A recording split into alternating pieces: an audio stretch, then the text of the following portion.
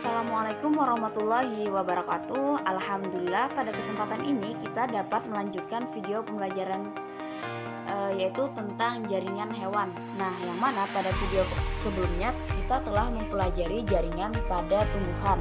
Nah, masih ingat dong apa sih yang dimaksud dengan jaringan? Nah, di sini kita sedikit mengulang pengertian dari jaringan. Jadi, jaringan merupakan kumpulan sel-sel yang memiliki bentuk dan fungsinya yang sama. Nah, perlu digarisbawahi bahwa jaringan itu adalah memiliki bentuk dan fungsinya yang sama. Terus, kumpulan dari beberapa jaringan itu akan membentuk suatu organ. Nah, pada hari ini kita akan membahas ada jaringan epitelium, ada jaringan ikat, ada jaringan otot, dan ada jaringan syaraf. Jadi perlu diingat bahwa pengelompokan jaringan penyusun tubuh baik hewan maupun manusia itu ada jaringan epitelium, ada jaringan ikat, jaringan otot, dan jaringan syaraf. Jadi ada 4. Nah, untuk lebih jelasnya lagi kita akan membahas satu persatu. Nah, yang pertama kita akan membahas jaringan epitel.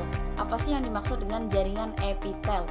Jadi jaringan epitel ini biasanya disebut juga dengan jaringan penutup tubuh. Contohnya misalnya kulit. Nah, jadi kulit itu merupakan jaringan epitel. Terus juga jaringan epitel ini bukan hanya sebagai penutup tubuh, tetapi juga sebagai penutup tubuh bagian dalam. Misalnya pada saluran pencernaan dan pembuluh darah. Terus fungsi dari jaringan epitel ini adalah untuk reaksi absorpsi. Itu terdapat pada dinding usus. Terus sekresi, misalnya pada kelenjar endokrin. Ada transport zat, misalnya pada tubula ginjal. Terus ada ekskresi, misalnya pada kelenjar keringat. Terus sebagai proteksi atau perlindungan misalnya pada kulit, dan sebagai penerima rasa misalnya pada indera pengecap dan lidah. Ya, di sini ada jenis-jenis jaringan epitel. Jadi jaringan epitel itu diklasifikasikan menjadi 2. Ada berdasarkan jumlah lapisan sel, terus ada berdasarkan bentuk sel yang menyusunnya. Kalau lapisan berdasarkan jumlah lapisan sel itu ada epitel selapis dan ada epitel berlapis. Kalau ada yang berdasarkan bentuk sel yang menyusunnya itu ada epitel pipih, ada epitel kubus, ada epitel silindris. Nah, di sini ada gambarnya, ini yang selapis dan di sini yang berlapis-lapis. Nah, ini bisa dilihat, ini ada yang bentuknya pipih, yang squamous, ada cuboidal, ini kubus. Di sini ada kolomnar atau silindris. Nah, di sini ada epitel pipih selapis, yaitu disusun oleh sel selapis yang berbentuk pipih. Nah, umumnya berfungsi untuk pertukaran gas atau zat. Contohnya epitel pada alveolus dan dinding pembuluh kapiler. Terus ada epitel kubus selapis, disusun oleh selapis sel yang berbentuk kubus. Namanya juga kubus, artinya epitel ini berbentuk kubus. Terus biasanya terdapat pada saluran kelenjar, terus membentuk dinding saluran ginjal. Terus ini membungkus ovarium. Nah, jadi epitel kubus selapis ini yaitu terdapat pada saluran kelenjar. Di sini ada epitel silindris selapis, disusun oleh selapis sel, terus bentuknya silindris. Biasanya terdapat sel goblet di antara sel-sel epitelnya. Contohnya itu epitel pada dinding usus. Terus di sini ada epitelium batang berlapis semu. Nah, jadi epitel batang berlapis semu. itu disusun oleh selapis sel berbentuk batang namun seperti berlapis. Terus kadangkala memiliki silia, terutama yang menyusun sel pernapasan. Fungsinya adalah sebagai sekresi atau absorpsi. Nah, di sini yang kedua ada epitelium berlapis, yaitu sel yang menyusunnya itu terdiri dari beberapa lapis sel. Terus bentuknya pipih, berfungsi sebagai pelindung. Letaknya itu ada di kulit, ada mulut, dan ada esofagus. Terus di sini ada epitel kubus berlapis. Itu tersusun dari 2 lapis sel terus berbentuk kubus. Terus di sini ada epitel silindris berlapis, yaitu permukaan sel berbentuk silindris namun sel di bawahnya berbentuk beragam. Nah, jadi di sini juga ada epitel transisional, merupakan epiteli berlapis yang bentuk selnya dapat berubah. Terus membungkus kantung urin sebelah dalam. Jadi fungsinya adalah untuk membungkus kantung urin sebelah dalam. Jadi epitel transisional ini bentuknya dapat berubah. Terus yang kedua ada jaringan ikat. Nah, namanya juga jaringan ikat, pastinya fungsinya sebagai pengikat atau sebagai melekatkan yang satu dengan yang lainnya. Jadi jaringan ikat ini adalah merupakan jaringan yang ditemukan pada semua organ tubuh. Jaringan ikat terdiri dari 2 komponen, yaitu sel-sel jaringan ikat dan matriks ekstraseluler. Terus fungsinya untuk apa? Untuk mengikat satu organ dengan organ lainnya. Terus sebagai menopang organ tubuh dan juga memberi perlindungan organ tubuh. Nah, ini ada gambar dari jaringan ikat. Terus di sini komponen jaringan ikat. Nah, komponen jaringan ikat tadi tersusun dari matriks ekstraseluler, yaitu komponen jaringan ikat yang berupa bahan sel. Ada 2 bentuk matriks ekstraseluler, yaitu substansi dasar bersifat semi cair disusun oleh asam hyaluronat atau protein dan mukopolisakarida. Terus tersusun juga atas serat. Nah, serat ini dihasilkan oleh jaringan ikat. Bentuknya itu ada 3, yaitu bentuk serat kolagen, serat elastin, dan serat retikuler. Terus jenis dari jaringan ikat itu dibedakan menjadi 2 jenis, ada tulang dan ada di sini ada tulang. Yang pertama ada sel tulang, itu tersusun oleh sel tulang, matriks keras atau endapan kalsium, dan serat kolagen.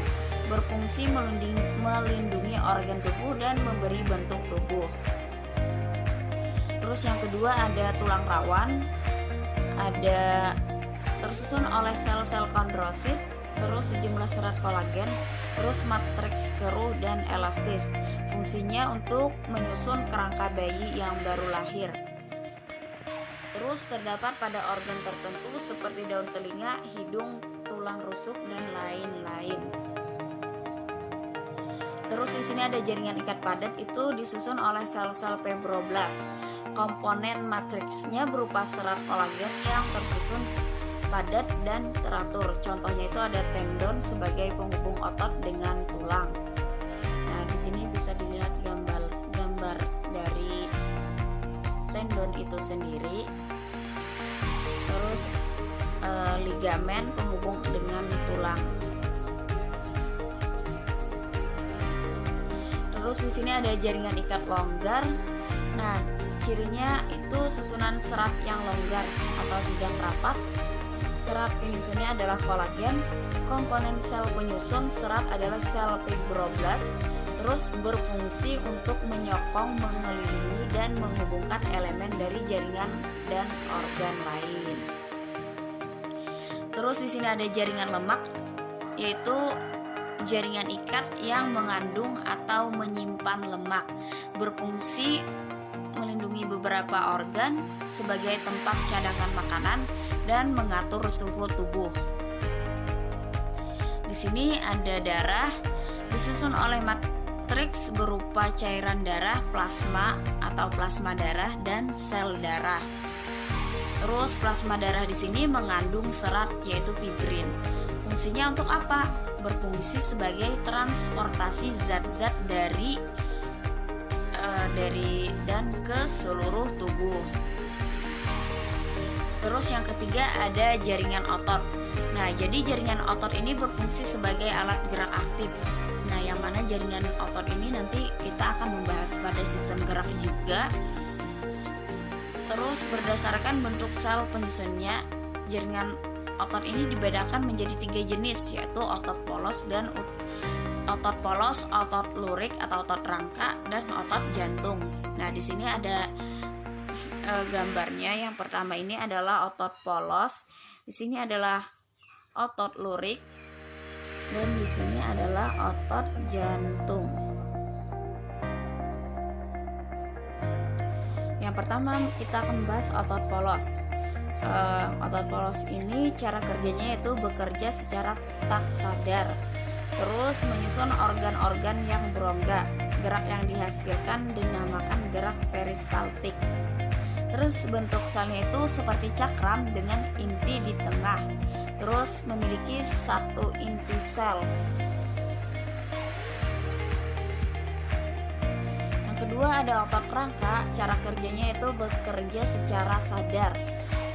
Tempat melekatnya pada rangka, terus bentuk selnya itu memanjang berlurik-lurik.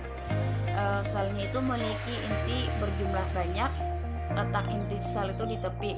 Nah, perbedaan dengan otot polos tadi, kalau otot polos itu bentuknya cakram dan memanjang tapi tidak berlurik. Terus sel memiliki 1 inti, sedangkan otot rangka ini memiliki banyak inti.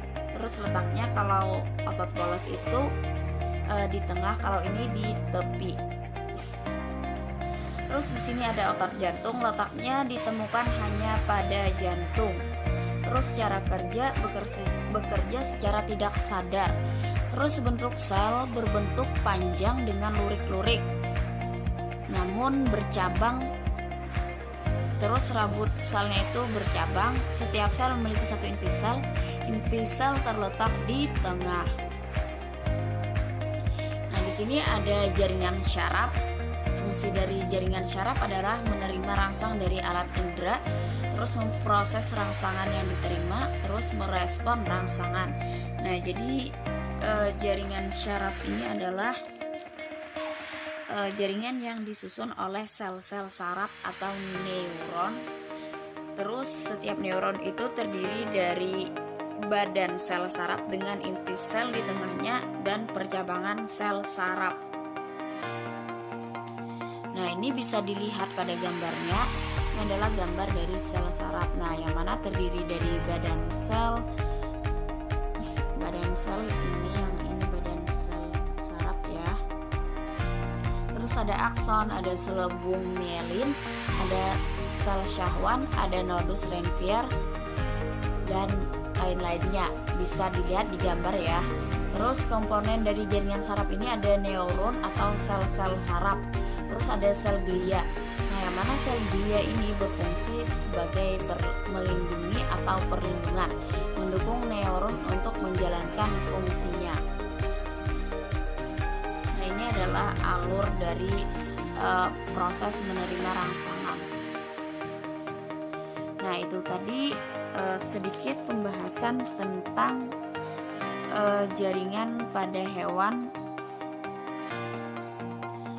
Demikian pembelajaran kita pada hari ini. Kurang dan lebihnya saya mohon maaf. Semoga apa yang kita pelajari hari ini dapat bermanfaat.